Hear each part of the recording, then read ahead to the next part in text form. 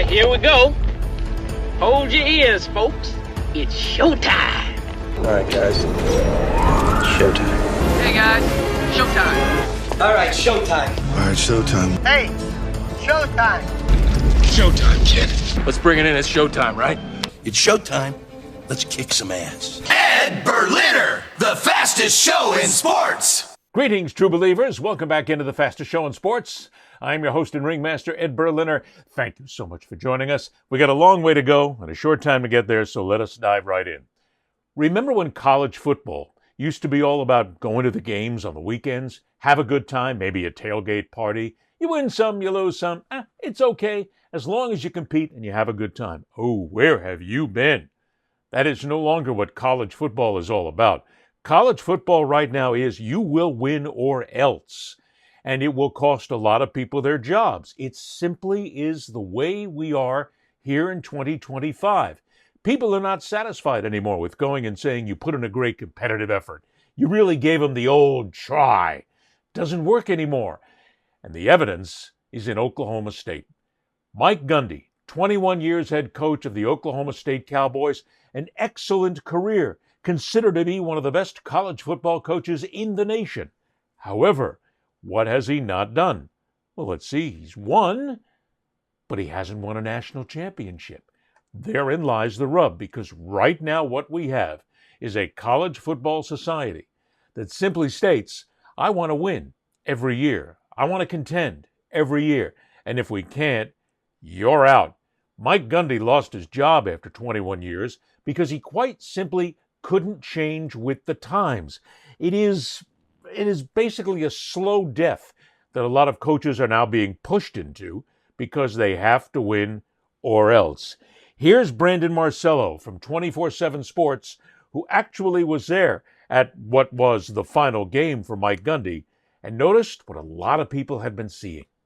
Yeah, I was there Friday night in Stillwater during the loss, and it was clear then that it was over. It's just been a very discombobulated mess with the administration there. It was a matter of time before they all got on the same page and made this decision to move on. This has just been something that's been a long time coming since last season. They've lost 11 straight FBS games, and you've got a head coach in Mike Gundy who has refused to change his ways in a lot of ways. And as a result, he's had to kind of quickly try to catch up the last 2 years through the transfer portal. They had over 60 new players on the roster this season, including 40 plus from the transfer portal.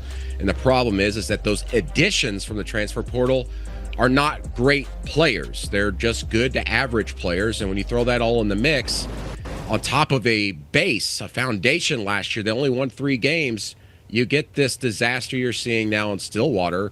And it was very clear there that night that we were watching the end of the Mike Gundy era. It is also very clear that we are watching the end of many eras in college football because the coaches themselves have to make the change. The coaches have to understand what is now the new college football of 2025. You can't just contend. You cannot just be in there and play a good game. Doesn't work anymore because there's too much at stake. There's too much money at stake. And even though things are a little bit discombobulated, which was a great word that Marcello used at Oklahoma State, it still comes down to the fact that you've got to learn how to change. Here is Shehan Jayaraj from CBS Sports, and he too makes the cogent point about what college football has become. It was really striking, honestly, just I guess how behind he was. He acknowledged we have 65 new players, 30 of them won't even arrive until the summer. And so this was just a roster that not even the staff on campus necessarily knew what to do with.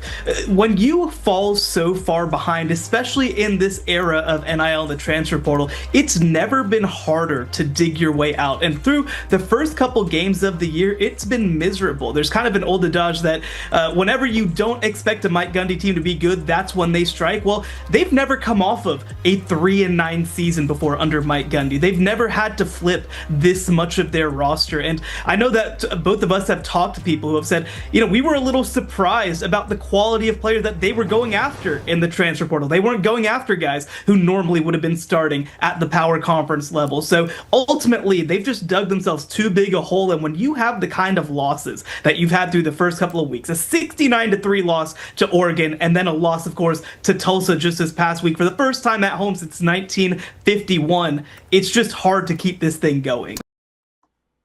There is a lot to unpack there, but it all is very relevant when it comes down to what college football is today. Oklahoma State simply couldn't get the good players.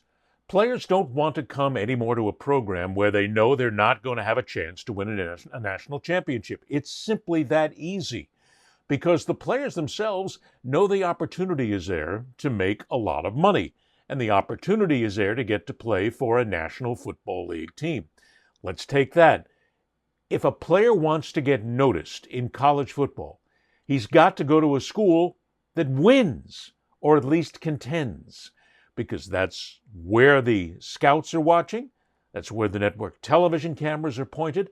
Those are the games. Those are the programs that make them popular, that make them big time, that get them noticed on the college football stage. A place like Oklahoma State, look, nothing against them. Nobody there ever stole a freight train, but quite frankly, why would anybody want to go to Oklahoma State? Okay, fine, yeah, great education. Sorry, educations don't work anymore in college football. There was no reason, even in the transfer portal, for many of these players to go to Oklahoma State. If you go there, maybe you're coming from a very, very low-rated program, and you got a chance to come play at Oklahoma State. Your competition is going to be very good. There's a chance you may get onto national television, and because you're being coached by a guy like Mike Gundy, there's a chance, a slim chance, that you're going to get noticed. But still, you're going to have to leave. Oklahoma State has now become what is the way station, if you will, in college football.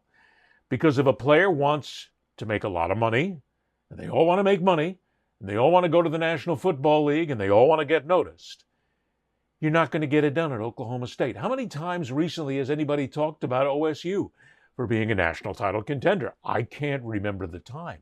It doesn't happen.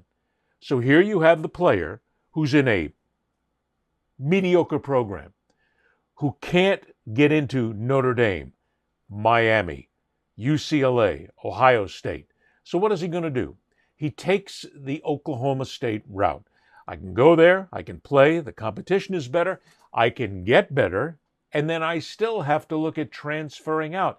See, players now have to look at their career as being more finite than ever, because when you're coming out of high school, you want to pick that right team.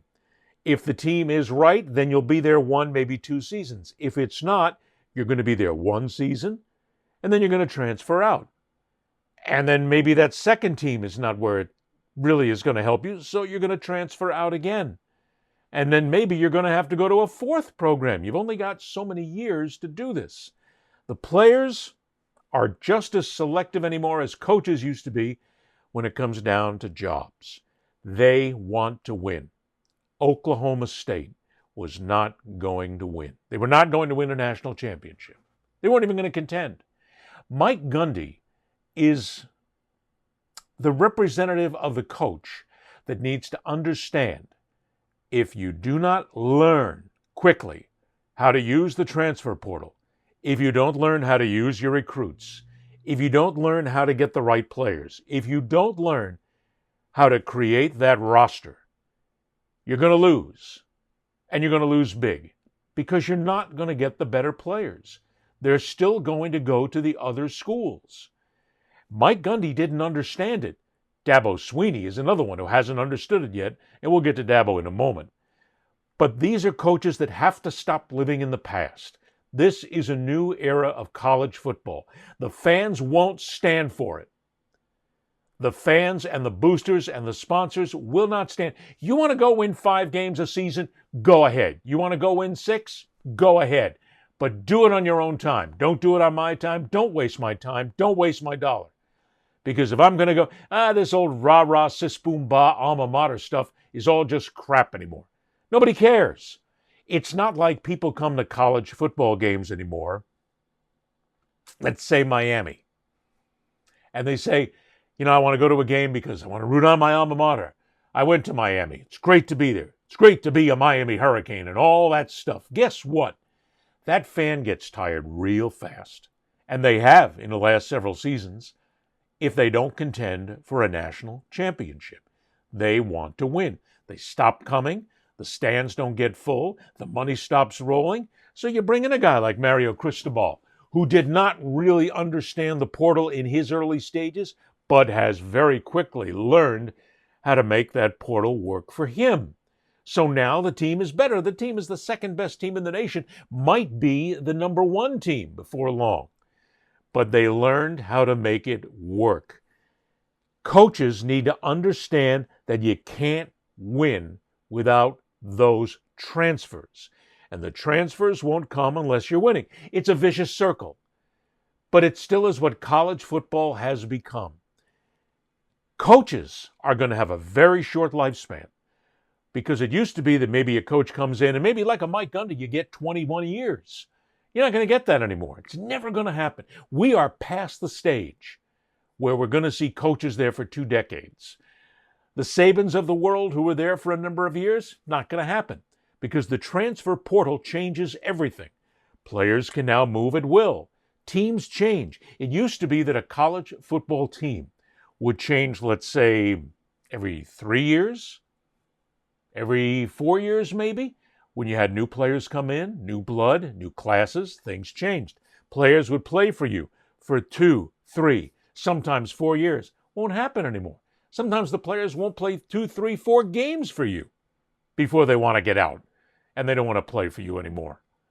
So you have to understand that it is now much more of a business than it ever was before. And the fans, and I'm going to look the fans right in the eye right now, because you know that you're not going to go just for the rah-rah, sis-boom-bah alma mater. You want to win. If you're going to pay these kind of ticket prices, if you're going to invest this kind of time, if you're going to spend all this money on the gewgaws, the shirts, the hats, and everything else, you want to win. And if you don't win, you're leaving. And you're going to leave because why waste my time? So that's what we have in college football right now. It is all about being able to dig out. And you can't dig out unless you use that portal. Right now, more than ever before, the power in college football is in the hands of the players. And the players know it. Because the really good ones, hey, I can change your program in a heartbeat, but you're going to pay for me. You're going to pay my NIL. You're going to pay my under the table. You're going to get me the kind of money I want. And I'll come in and maybe we'll win. I'm going to certainly try because I want to leave here and I want to make a lot more money. There is no such thing anymore than the preponderance of college athletes, college football players, who want to play for a team just because they want to. Well, maybe there is. Maybe he says, my dad went there, my mom went there, I want to go ahead. I want to be a Crimson Tide. I want to be a Longhorn. I want to be a Bruin. I want to be a Hurricane because they were there. But 9 times out of 10, these players want to get paid. They're mercenaries. And the mercenaries run college football right now. And if the coaches don't learn how to use the portal, they're out. But then here's the next side of this. We have rapidly, I said this a couple of years ago, I thought it was going to take a few years. It hasn't. We are now in the era of college football where it is the haves and the have-nots. Simply stated, there are no more than 20 teams in America right now that will ever win a college football national championship, at least in our lifetime. 20 teams, that's it. Matter of fact, I'll go one step further. I'll bet you there are 15 teams, no more, that will win a national championship. You know why? They have the money. They have the power. They have the players. These are the schools that the players want to go to. The Floridas, the Miamis, the Texas, Alabama, Auburn, Ohio State, Michigan, Oregon. These are the teams they want to go play for because these are the teams that are going to win. So if you continue with all of these great players that are just circulating around these 15 teams, and the next generation, and the next generation, and the next generation, it's going to continue. We have made the cutoff. There are only certain teams that are going to ever contend for a national championship in our lifetime. And maybe occasionally a stray team will wander into the playoffs. Maybe. But it's unlikely. because it's not all about just winning games. It's about starting to get the best players. And the best players want to go where the best chances are to win. And that's maybe those 15 teams. It's a shame. I mean, as we always, in college basketball, we still talk about the fact that there's a Cinderella team. There are no more Cinderellas in college football. Turn in your glass slippers. And yeah, somebody's going to say, well, this team might come up and this team might come up. Yeah, they might. But it's not likely. There's no more Cinderellas in college football. You got to stick with the big teams. And the big teams have the players, they have the power, they have the money. And the rest are going to have to learn how to subsist on a second level, which gets them maybe 9 wins, 8 wins. Maybe they'll have to be content with 7 wins. But the question is, will you, the fan, be content if your team for 5 years wins 8 and 9 games and doesn't contend for a championship, a conference championship, a national championship? No, you won't. You'll stay away. I guarantee it.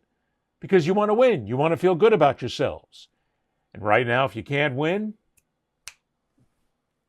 I'm out the door. Moving on.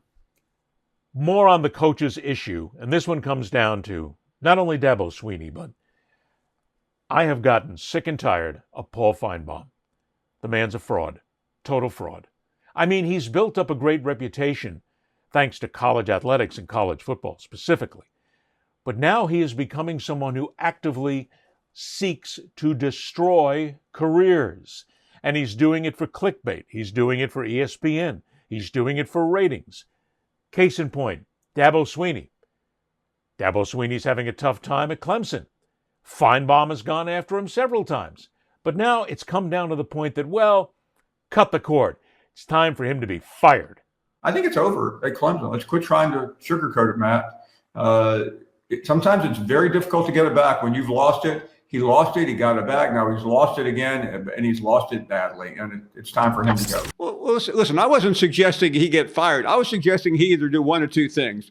Goes to another school while he still can, or go into TV, which I think he would be very good at. But I don't like his future at Clemson. And the one thing I don't want to happen here, because of Dabo's greatness, he's won 2 national championships, he's played for the title countless times.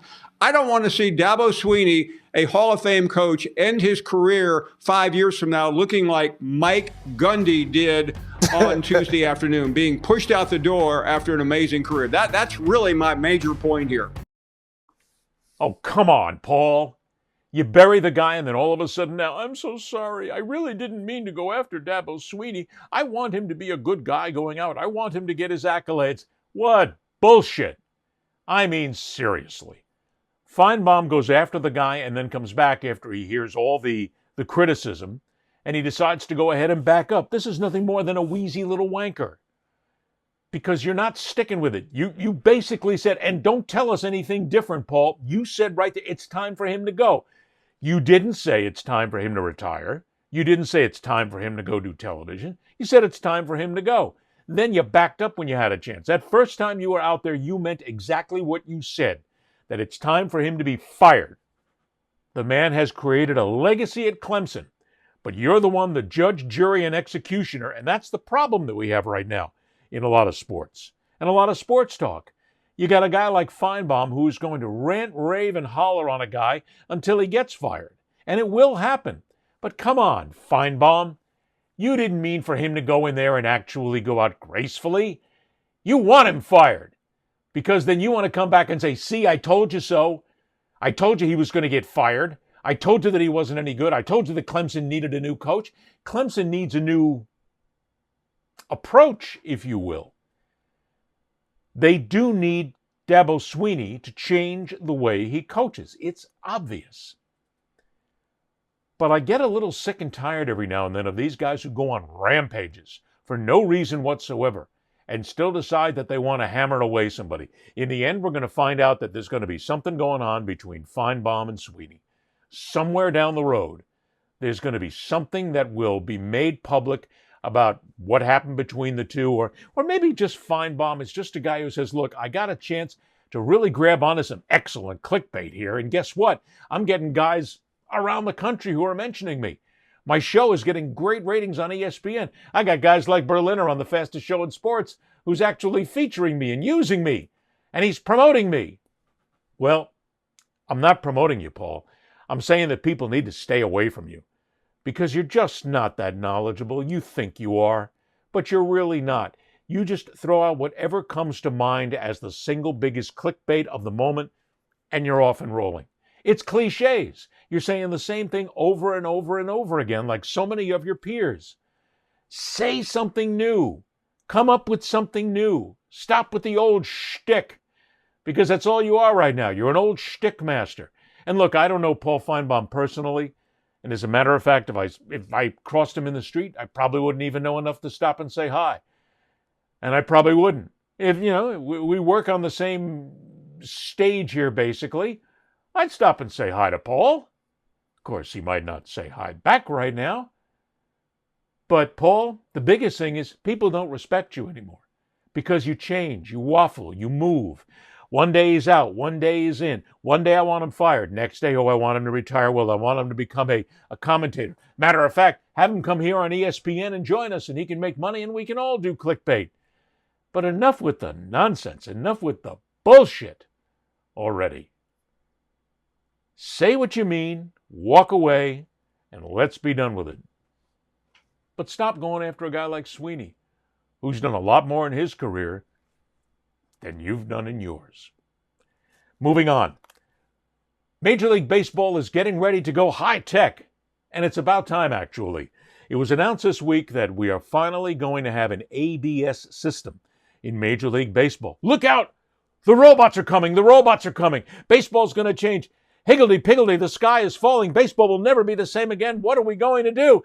You're going to live with it because this is what happens with progress. Strike three in a pitch that was not a strike. For as long as America's pastime has been played, And he's out of the ball game. the umpires behind home plate and their sometimes subjective strike zones have angered players and managers alike, to the point that arguing balls and strikes has become as much a part of the game as hot dogs and home runs. Never even comes near the plate. But in an effort to reduce the constant controversy, on Tuesday, the Major League Baseball Joint Competition Committee announced it was instituting an automated ball strike challenge system, or ABS. Starting next season, if a batter, pitcher, or catcher disagrees with a call, they can immediately tap their hat or helmet, triggering a review. If any part of the ball touches the digitally generated zone shown in stadium, it's counted as a strike. The league says the whole challenge process should take around 15 seconds. This system right here, players have always wanted to challenge if that was a ball or strike. And the consistency of this has been great. ABS challenge ends it. ABS has already been in place at the minor league level. Ball down! Oh, what do you think? Yeah. And was featured in this year's All-Star game. MLB Network analyst and former major leaguer Harold Reynolds says ABS should also help with fan engagement. Well, I understand having kids, they grew up in this generation where you're used to technology, and if you don't have it, you're falling behind. My goodness, we're going to use technology. We're going to use computers in Major League Baseball to call balls and strikes. It's the end of the world. The sky is falling. It's the end of baseball as we know it.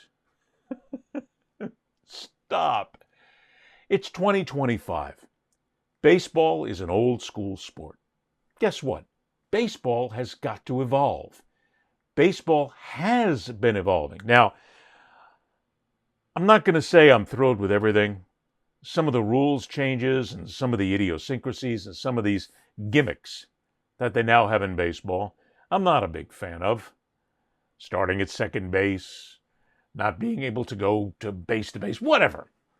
But there's a part of me that wants old-time baseball, because that's what I grew up in. But there's a part of me that understands the game has to evolve, and this is necessary.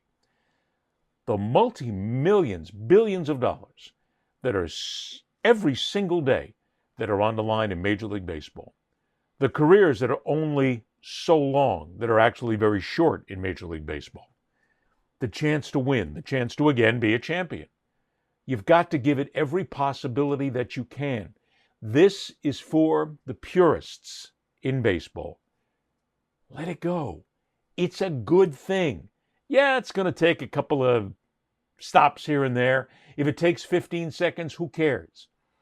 But it's about time we had this. Now, the umpires are not going to be happy with it because now they can be overruled. Guess what? This means the umpires are going to have to be better at their job. Think about it that way. Instead of an umpire saying you're going to show me up by using this computer system, now I've got to get better. And if I miss a call, make me better. That's okay. I become a better umpire, a better official because of it. And maybe they'll start missing fewer calls. They'll start getting them right. And that will change the game for the better. So when we go back and forth on all this, we have to understand that the game has to change. It has to evolve. It has to stand with the times. And yeah, guess what? This is 2025. The kids who are now going to baseball games, they were born in like 2010. I mean, they're the computer generation age. They know this. They've got their phones in their hands. They're doing it all. And not only that, but you know that baseball is doing part and parcel of this to go ahead and be nicely happy with the gamblers who are saying a lot of this costs them money. But we'll get to that another day. But let's go back to the next generation. These kids were born, they're 15 years old right now. They're going to games, even younger than that. They were born with a phone, a computer in their hand, and they can see it like everybody else. And if you want to blame somebody, blame the fact that the television networks right now are using technology because they take those pitches and they knock them down to the millimeter. And you can see the strike zone, and you can see when it's missed.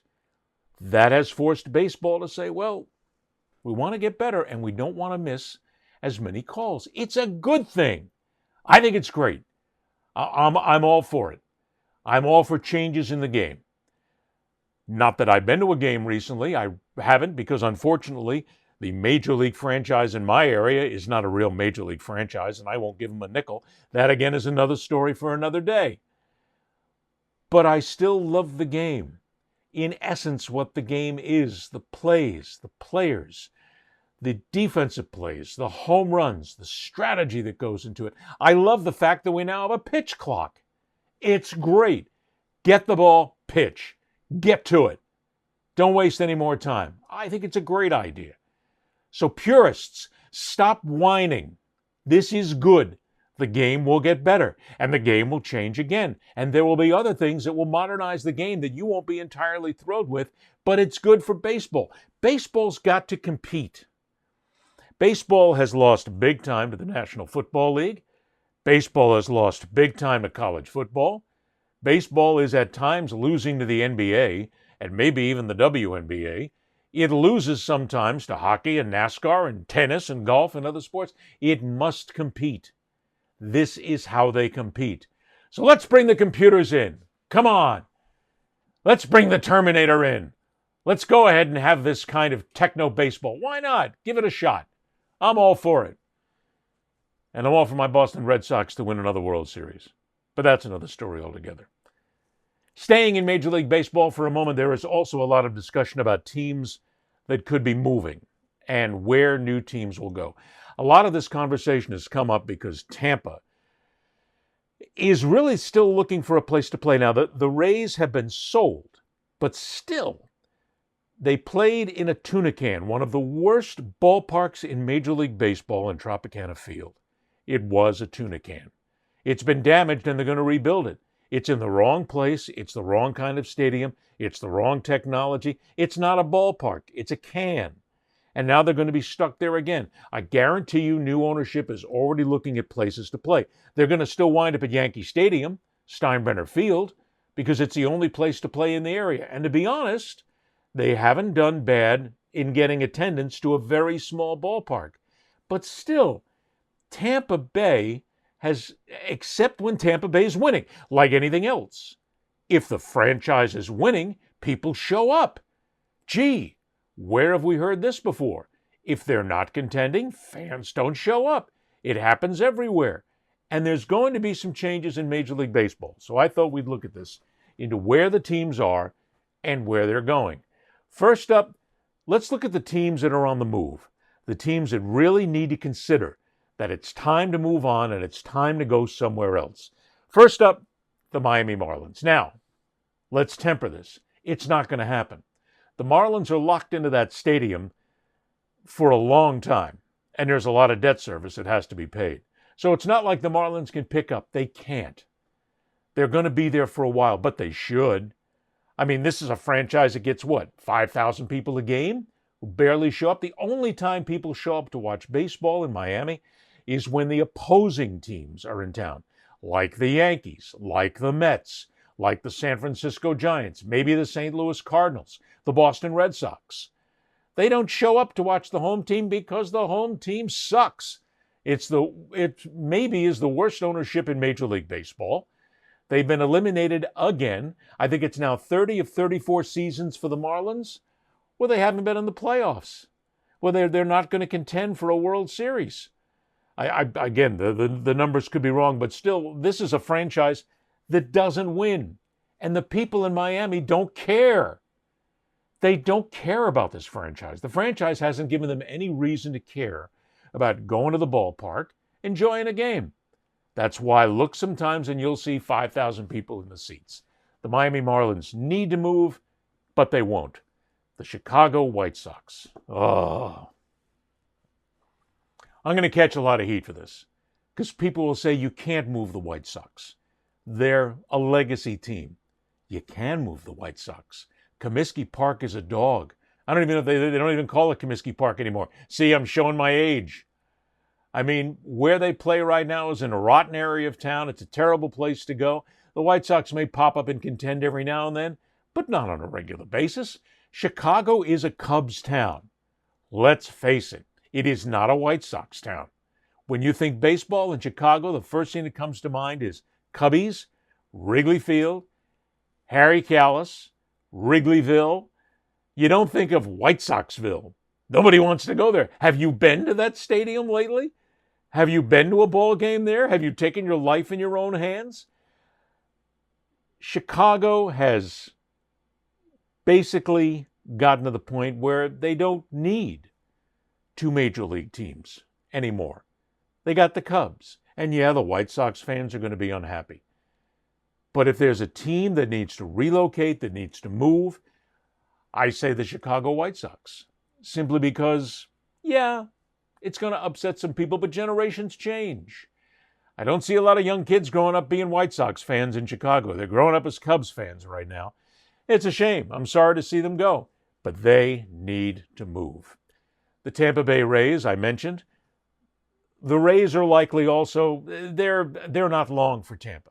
If they can get a stadium, yes, but this whole stadium issue has been going back and forth now for decades. People don't show up unless it's a winner in Tampa Bay. But they also don't show up because they got a crappy ballpark. Now, if you had a ballpark, if you had a place like Fenway, or where the Giants play, or where the Cardinals play, or where the Rangers play, if you had a real ballpark in Tampa, I think Tampa would succeed greater than Miami. But we come down to stadiums again. I'm totally against city money, county money, government money to pay for a stadium. It's got to come from the owners. Owners don't want to spend that kind of money. So I think the Rays may be that next team on the move, which leads us then to the new places the teams are going to wind up. Because if you're going to put teams in new places, you got to have the right cities. These are the right cities. Nashville, Tennessee is the right city. A couple of reasons. One is I have a great acquaintance who's in charge of the effort, Dave Dombrowski, who is the guy who was there when the Florida Marlins were born, a real stand-up guy, an honorable man, a real baseball guy. And he's the one helping to lead that effort in Nashville to bring a team there. Second, they have the population to do it. They have the fan base there. They got a great city. They got a great region to draw from. So if you're going to put a team anywhere, the first team you have to put is Nashville. Don't worry, I'll get to another one here because people are going to tell me that there's another city sitting out there. Portland, Oregon is another city. I think if you're going to do East and West, you do Nashville and you do Portland. Portland's an excellent market. They've got excellent facilities. They will have excellent facilities. And I mean, I think that that's a place that still is untapped. I worry a little bit that Portland has staying power, but I'm going to say that I think they might be a good chance. Sacramento is another one here because you got the San Francisco Giants there. The Oakland A's are gone. I don't know if San Francisco needs, that region needs another baseball team. I think the Giants have it locked. The Giants put in a great effort. The Giants ballpark is beautiful. They contend. You'd have to put an American League team in there. And frankly, you lost that chance with the A's. So Sacramento comes with a big question mark. And the final question mark is Montreal. These are the people who are going to say, Ed, Montreal deserves a team. Montreal has legacy of baseball. Montreal has history. Yes, they do. They got no place to play. There's not a great move to go to Montreal. It's just not.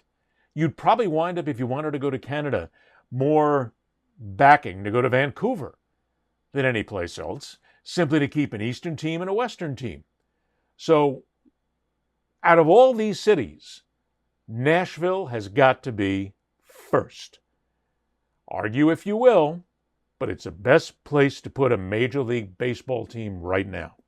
Which team goes there?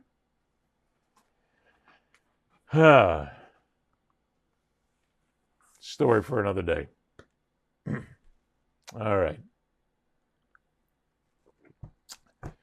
Moving on. NASCAR. We don't talk a lot of NASCAR here, and quite frankly, a lot of sports talk shows don't talk NASCAR because they don't understand it. Motorsports really flies over the head of a lot of people, and they don't get it. I have been bred in motorsports my entire life. I was a drag racer. I raced cars. I was involved in it. I was involved in the actual play-by-play for teams, so I've been around NASCAR for a while.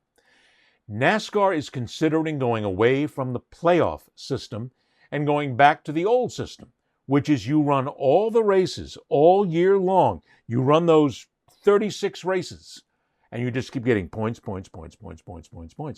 Now, in the playoffs, you get those 26 teams or 26 races, and then you go to a playoff. You narrow it down. You make it exciting. It comes down to 12, to 10, to 8, to 4, because people have to win in order to get there. Kevin Harvick is a very respected driver on the NASCAR circuit, but I want to tell you something, Kevin. Will you please stop confusing people? It's bad enough that we are where we are right now, having to decide if it's going to go full season or the playoffs and all these ridiculous points. But stop making it more difficult, will you please? I think, what if we took the regular season champ and he got an automatic bid into the Final Four? We reward the regular season points champion with a spot. With a spot. Because of their body of work the whole time. He's in the championship 4. Well, guess what? Second place, you're going to go to the championship 8. You're going to go round 8. And your third place guy, he's going to go to the championship 12. Fourth, you're going to be in the 16. Because then it at least gives you something in the regular season to not only race for first, but we're racing for first, second, third, and fourth. You got the championship points and an automatic berth into each round of the playoffs.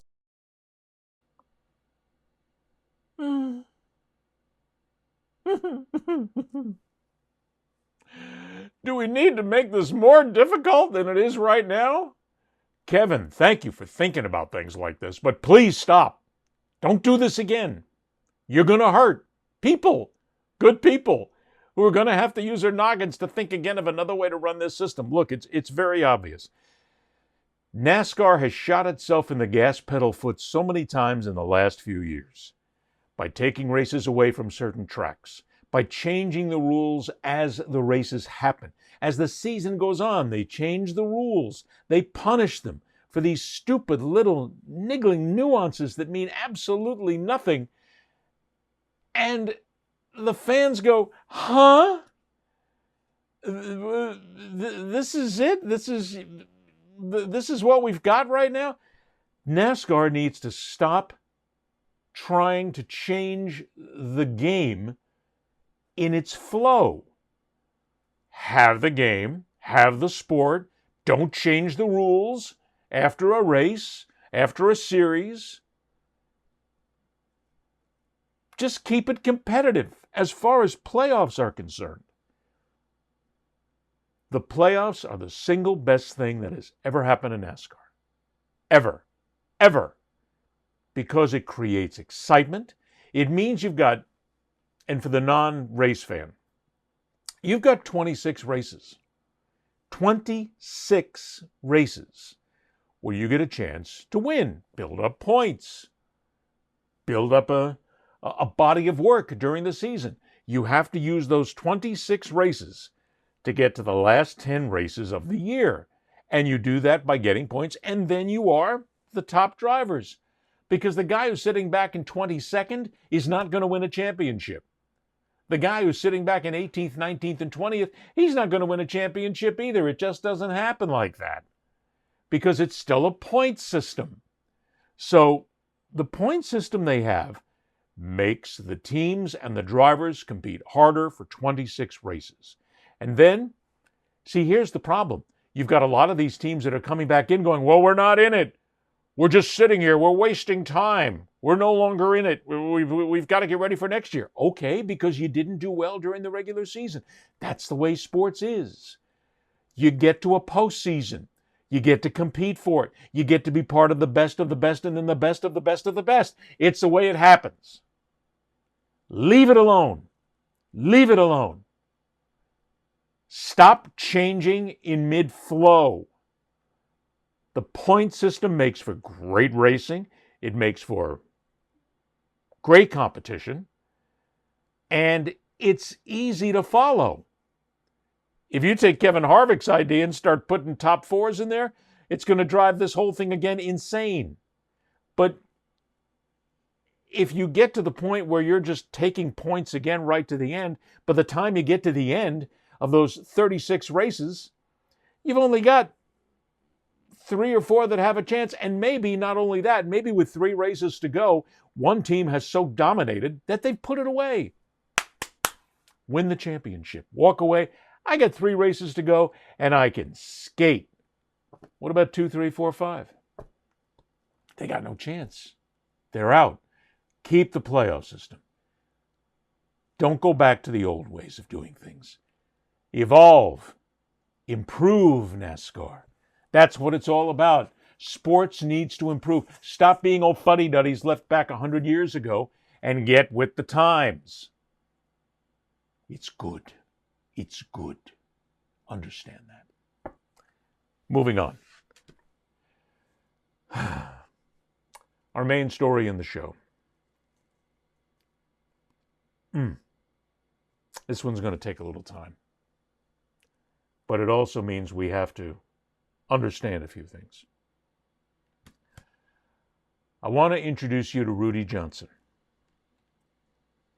Rudy Johnson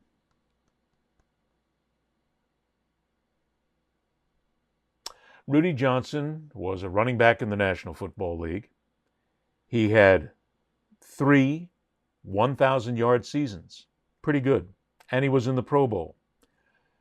Rudy Johnson was recently inducted into his high school Hall of Fame. And Rudy Johnson sent this message to his school and to the students watching. Hey everyone, sorry I couldn't be with you to accept this award, but I wanted to give a big thank you for the honor of being inducted into the Chesterfield Hall of Fame. I also want to say thank you to all my coaches and all my teammates who helped me along the way. My first stop up in this journey was playing youth football for the Ettrick Trojans. Playing with the Ettrick Trojans, I also had the opportunity to play with a great coach named Kenny Coombs, my first ever head coach. He told me, keep your head on straight, stay focused, and one day we'll see you on Monday Night Football. I took those words as encouragement. Next stop up, before it was all said and done, me and Coach Coombs and the rest of my teammates, we were able to win the first ever Super Bowl championship trophy back for my beloved Ettrick Trojans, which meant a great deal to me, my community, my friends, and everyone, and family. From then on, the next stop up was Thomasville High School, where I also had the honor and the privilege to play under Coach Vic Williams, who taught me a lot about hard work, discipline, dedication. At Thomasville, I got the chance to grow under a lot of other great coaches. One I want to give a very, very special shout out, Coach Henry Jefferson, was a great coach on the field, great mentor off the field. My journey in my time at Thomasville High School, I cherished every moment of it. All 4 years was a different challenge. We won a lot of games, and there was a lot of heartache at the end when we didn't pull through in the crunch time. But through the journey of them all, from Little League, from Ettrick to Thomasville High School, it was all worth it, and all of the relationships that were built along the way. I want to give a special shout out to all the people who came before me, the alumni from Thomasville High School and Ettrick Trojans. Also, the same people who came after me. So, with that being said, I just want to say, dream big, shoot for the stars, stay focused, never give up. And one more thing, to all the kids from Chesterfield County, I'll be watching for the next star to be born. Inspirational words from Rudy Johnson. Rudy Johnson will not be watching, because not long after he recorded that, Rudy Johnson was found dead. Police say that there was no foul play, and it is likely a suicide. At 45 years of age, he killed himself. And there's a lot of consideration after watching and talking to his family that he very likely suffered from CTE, the brain damage that results from concussions and blows to the head that has been a point of contention in football, especially in the National Football League now for many years. Those signs of CTE, some people would like to discount and say it's not a big deal. It's not as bad as people think it is. But it remains a silent killer, which is, as we speak, working its way not only through the NFL, but through younger generations of football players. I want to take you back to 2017 and a story about CTE that included a former football player by the name of Ted Johnson. No relation. Listen closely. You know, I got all of my concussions doing normal football techniques, movements I was taught. Former Patriot linebacker Ted Johnson still works out, but fears his decade-long NFL career is slowly destroying his brain. You try not to think about it. A lot of people ask me, did you see that movie Concussion? It's like, no, I don't need to see it. I kind of know what it's all about. Indeed, a study published today confirms what many have long suspected, a link between the battering sustained by a football player's head and chronic traumatic encephalopathy, or CTE, an abnormal protein that damages and eventually destroys brain tissue, causing depression, memory loss, and dementia. Oh, I think they're scary numbers. I think they're very frightening numbers. Dr. Ann McKee of the BU Med School studied the donated brains of more than 200 football players and found CTE in all but one NFL veteran, all but 5 college players, and even in 21% of those who only played in high school. What it says to us is we need to address these youth sports. Understand how many impacts is too many. Should they consider starting to play at a later, more mature age? We think they should. I think it's going to be a game changer. I really do. The NFL, though, may be harder to convince, even though it has already reached $1 billion settlement with a bunch of former players and has pledged $100 million more for research. But it's inherently a dangerous game. Which is why Dr. McKee wants to focus on youngsters. So if we could identify it early in those young players that just have the very minimal changes, we would have a real shot at curing the disease. Ted Johnson said it best. It is inherently a dangerous game. So are others. There's a lot of CTE that comes out of soccer and the striking of heads. Hockey, they're now concerned about it, and many other sports as well. The terrible thing about that story is, again, that was done in 2017.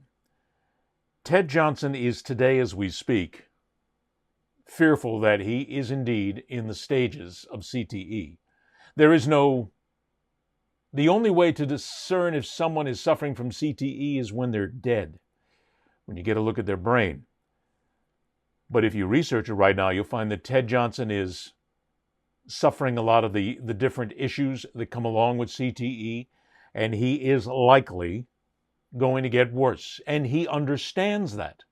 He understood the dangers, but he also understands that what was a sport that he played because he loved it, he enjoyed it, he wanted to be a football player, it now very likely is killing him, as it is killing others. We move forward to 6 years later after that report and focusing on the younger players. Drew Mulligan played hockey throughout high school and college and took a lot of hits. By the time he turned 22, his family had noticed changes. His impulse control was basically non-existent. So Mulligan's sister says after he died by suicide, her family decided to donate his brain to Boston University, where researchers confirmed he did indeed have chronic traumatic encephalopathy, or CTE. It's very painful to kind of come to grips with how much he most likely suffered. In a newly published study, BU researchers say they looked at the brains of 152 donors who died of unrelated causes. All were under the age of 30, all had played contact sports like hockey, football, and soccer, and all had CTE symptoms.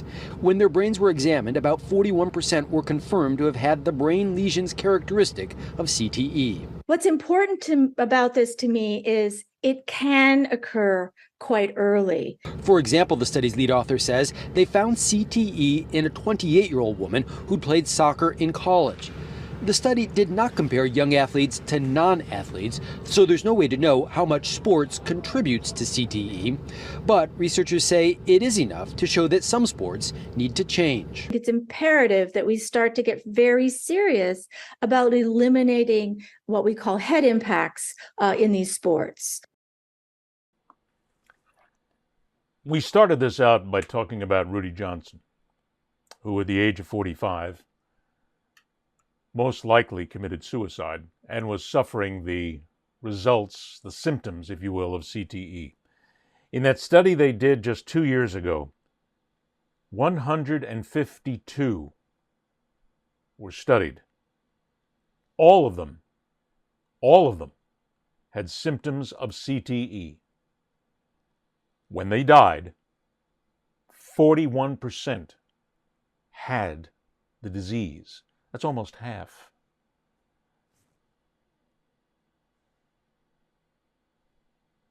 The Rudy Johnson death has to make us take a breath, step back.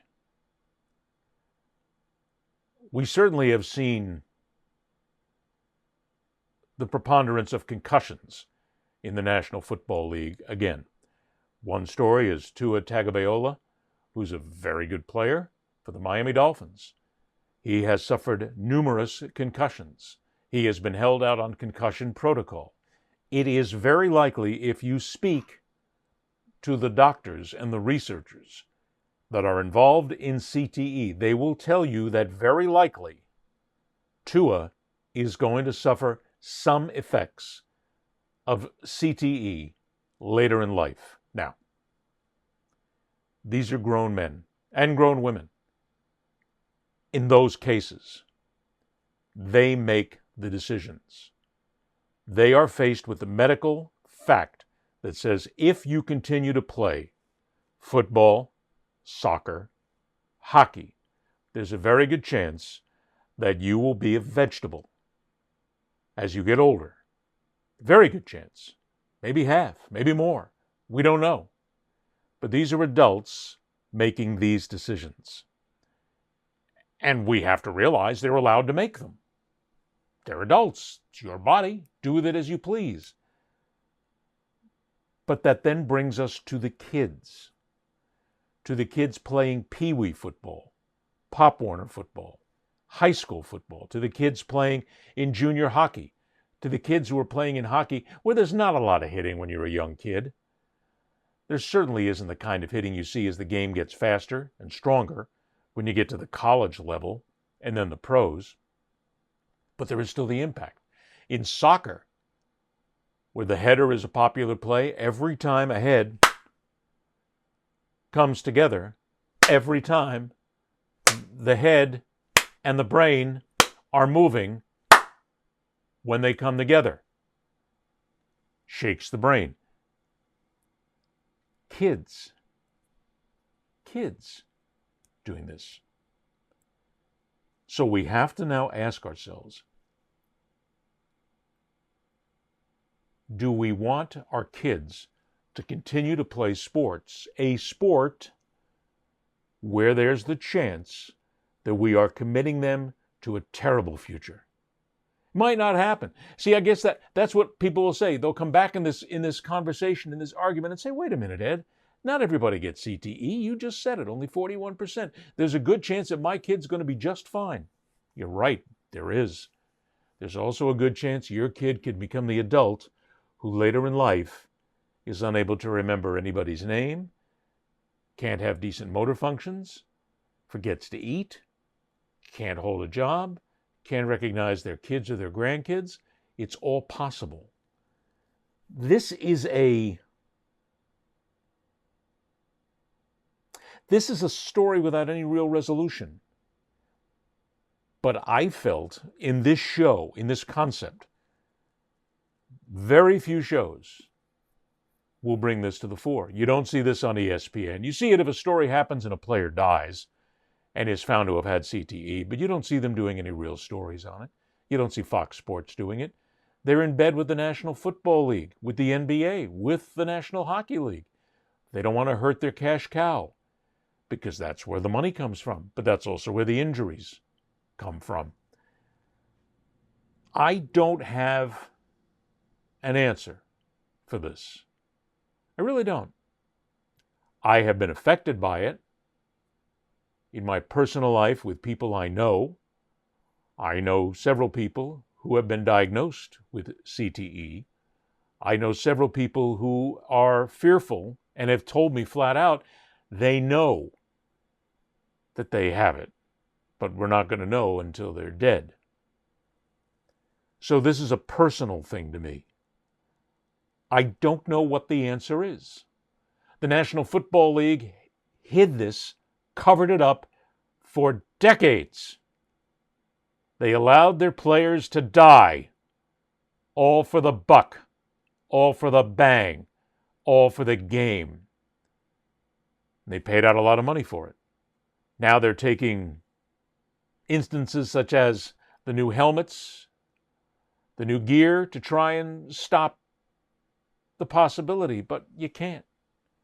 It's not possible with the way the heads come together and the brain gets jarred. The brain sits there in a fluid, floating. Inside the head, the skull is smooth on the outside. Inside, it contains points and bone. The brain bangs up against it. It gets injured. It gets punctured. And the damage is done. I just want to bring this to the fore in the discussion. I would love to hear from people who are worried about their kids, who are worried about their brothers, who are worried about their sisters, who are worried about people who could be affected by this. What do you do? Here is the question. You're a parent. Your kid plays hockey, football, soccer, and maybe your kid boxes. And you condone that, and you push that. How do you feel? Are you worried? Do you want to stop? And when do you stop taking chances? When do you start taking chances? When do you get to the point where you say, I have to stop this because I don't want my kid, my husband, my boyfriend, my girlfriend, my cousin to die? And is a sport worth dying for? That's the biggest issue here. We'll continue to follow this story because I think it's important. Along the social media line, we may get 3 views of the video. Okay. That's 3 lives we may have changed. I'll take it. It's a good place to start. Moving on finally in something, let's go ahead and see if we can bring a little fun to this gathering before we get out of here right now. Coming up on Monday night, the Miami Dolphins host the New York Jets. 2 0-3 teams, 2 desperately bad teams. I mean, maybe a case can be made that the Dolphins might not be that bad. Maybe the Jets aren't that bad. But these are 2 teams that, quite frankly, right now are terrible. It would be so perfect if it ended in a scoreless tie or if they ended in a tie of any kind. But somebody's going to come out of here with a victory. Some team is going to be 1-3. One of them is going to be 0-4. And if it's the Dolphins, well, you got to fire everybody then. But beyond the pale, I decided to make a pick on this game this week, not based on anything but the fans. Because let's face it, the fans are the ones who make the game. And the Jets fans might be, as they even claim, the most bedraggled fans in the National Football League who maybe deserve a little sympathy. How painful is it to be a Jets fan? Let me tell you this. As a New York Jets fan, we are the most passionate fan base in all professional sports. No fan base has got it worse than us. We saw the Heidi Bowl. We saw a resignation letter on a napkin. We saw the coach height years. We saw Chad Pennington get injured out. We saw Brett Favre flame out. We saw the butt fumble. We saw Adam effing Gacy. We saw 4 plays and a blown Achilles. You think you can hurt us? You think you can hurt us? We ain't going nowhere. Jets fan yesterday, today, tomorrow, forever. Jets, Jets, Jets, Jets. Let's go. That's called passion right there. That's what I'm talking about, my guy. Let's go. In comparison, then, and the passion of Miami Dolphins fans, who have their own unique way. Well, the Dolphins lost to Daniel Jones this week. I'm so confident that the Dolphins win that I will legit do whatever the top comment on this video is. We actually lost to Daniel Jones! And the top comment for that video was become a Bills fan, which is absolutely not happening. But we can meet in the middle. So until the end of week 2, Monday Night Football, I will wear this Bills t-shirt in every single one of my videos that aren't skits, and I will wear this t-shirt until Monday Night Football ends. So for the rest of the week, you will only see me in this Bills t-shirt. So let's put it on. There. Are you happy now? I hate this so much. From the perspective of the fans, and whom do we root for? The Jets or the Dolphins? Both fan bases are in terrible shape right now. It's difficult to live as a fan, but which one? Where is the greater amount of passion? This is tough for me because I was at Jets-Dolphins games for many years. I covered them, and I remember all those wonderful fights in the stands and in the parking lot where they always happened. And I've never been a Jets fan. Sometimes the Dolphins, I don't know. I'm completely torn on this one as to whom I think is the better fan base and whom then will win and who will get that victory. Ah!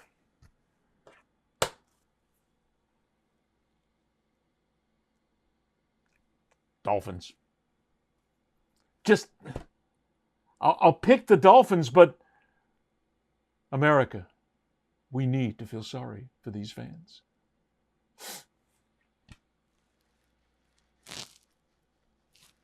They need our help. They need our sympathy. Oh, woe are these fans. Let's feel sorry for them, please. Don't forget you want to join us on the YouTube channel at The Fastest Show in Sports. Wherever you want to join us on the podcast channels, go to all the platforms, search out The Fastest Show in Sports. You'll find us there. Please subscribe. Please pass us on to your friends, because we're here to have some fun. We're here to also make some noise. And we're here for the fans. I'm Ed Berliner. Until next time, rock on, true believers. See ya! That's all, folks.